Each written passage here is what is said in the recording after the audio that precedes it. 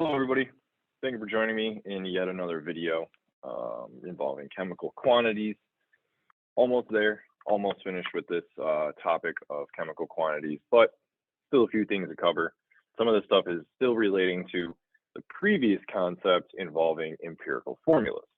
So now comes the point where we need to make some comparisons. We've already talked about how an empirical formula of a compound gives the lowest whole number ratio of atoms or moles in a compound. So essentially, we have two different substances here, each of which actually give us a molecular formula, C2H2 and C8H8. But what we were able to do was we were able to determine its empirical formula by just simplifying these ratios down to 1:1. So you guys did a really good job of working through these problems and being able to use a percent composition in order to convert that to an empirical formula. But now we're going to go ahead and relate that or compare that to a molecular formula or the actual formula that we get in that describes a specific compound. So molecular formula is defined as or gives the actual number of atoms or moles in a structure of a molecule as opposed to just the ratio. So where an empirical formula gives us the pure whole number ratio of elements in a compound, the molecular formula gives us the real formula. And in this image right here off to the right, we have a comparison between empirical and molecular formulas where each of these substances, methanol, ethanoic acid, and glucose, all have the same percent compositions of carbon, hydrogen, and oxygen within their formulas, but they all occur in different ratios. So although things can share similar empirical formulas, that does not mean that they are the same molecule or the same substance. We learned this, that you can have things that share the same empirical formula, but are completely different things. So now what we're going to talk about is how, now that we can establish an empirical formula, how do we now establish a molecular formula? And you can determine the molecular formula of a compound from its empirical formula, starting off with that, and its molar mass. So we're using that molar mass concept again for the purpose of determining molecular formulas now. So this is, again, just going to come in the way of a practice problem. I think that it really helps you guys just see how these things work and then apply them to your very own examples. We have a sample problem here, which is the same sample problem that you have in your packet. This is actually on page 11 in your packet. And what I'm going to do is I'm going to stop sharing my screen. I'm going to actually walk you through in writing how to go through each of these steps to go from an empirical formula like CH4N, which has a molar mass of 60 grams per mole, and how that will give us a molecular formula based on that molar mass. So let me stop sharing my screen. I'm also going to change the camera to be the overhead camera.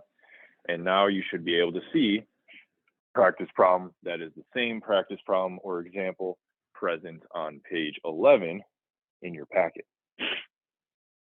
So we are first asked for the first step of this, we need to calculate the empirical formula mass. And typically you will be given the empirical formula. In some cases, you might be asked to solve for that or figure that out. But at this point, we should be pretty familiar with that. In this case, this is kind of simplified. And all we need to do is we're given the empirical formula, so we first need to calculate its mass. So to do that, we have one carbon, which has a mass of 12.01. We have 4 hydrogens, which has a mass of 1.01. And then we have 1 nitrogen in the formula, which has a mass of 14.01.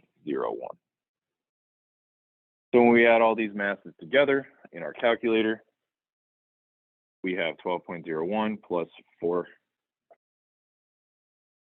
Not me to do that, sorry. Fat fingers.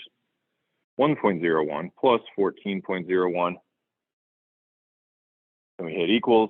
What we find is that the mass of our empirical formula is 30.06 grams per mole. So once we've established that, we know that our empirical formula has a mass of 30.06, but we know the molar mass of the actual molecule, or the molecular mass, is 60 grams per mole. So what we're going to do is we're going to take the molar mass that was given to us, 60.0, and we're going to divide that by the empirical formula mass, which we just calculated up top right here. So I'm going to take 60, divide that by 30.06. And what we want to do here is we want to obtain a whole number. So when I take 60 and divide that by 30, I don't even think I need to plug that into the calculator to a whole number that is going to come out to be 2. So we took our empirical formula mass, 30.06. We divided that out of our molar mass that was given to us as 60 to find that we have a factor of 2 in our whole number. Now, this 2 is what we're going to use to multiply the empirical formula subscripts by to, in step 2, we're going to multiply all of our values from the empirical formula, CH4N. We're going to multiply all those by 2 in order to get our molecular formula. So in the equation here, C, there's only one of them. So we need to multiply that by 2. So in our empirical formula here, we're going to have 2 carbons, or our molecular formula, sorry, we're going to have 2 carbons. We also have 4 hydrogens already that we need to multiply by this 2 that we got from above. So our molecular formula is going to have 8 hydrogens. And then for nitrogen, we only have 1, but we also need to multiply that by 2. So that gives us N2.